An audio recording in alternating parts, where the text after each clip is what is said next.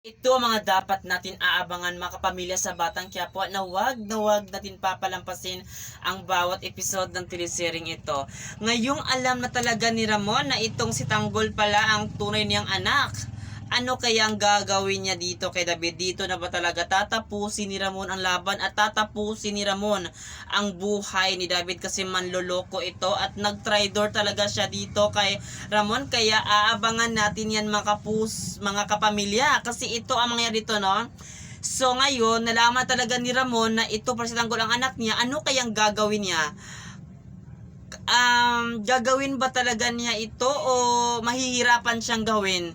Kasi ito naman talaga si Ramon, mahal na mahal niya ito si Mukang, pero mahal din talaga ni Ramon itong kanyang anak. Gagawin ba lahat ni Ramon para talaga maging masaya itong si Tanggol? Kasi alam naman natin na mahalin talaga ni Tanggol itong si Mukang.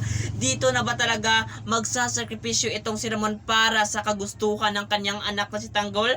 Kaya ang lahat ng ito kapamilya, aabangan natin sa Batang Quiapo na kinaaabangan natin panoorin dito sa Batang Quiapo na yan lahat ay wag natin papalampasin.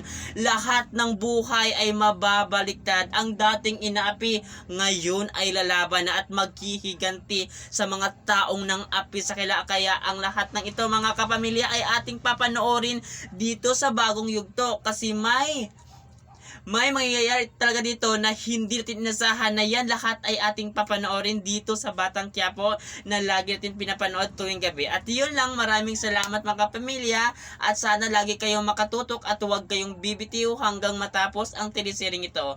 Maraming salamat kapamilya sa panonood sa teleseryeng ito. Thank you!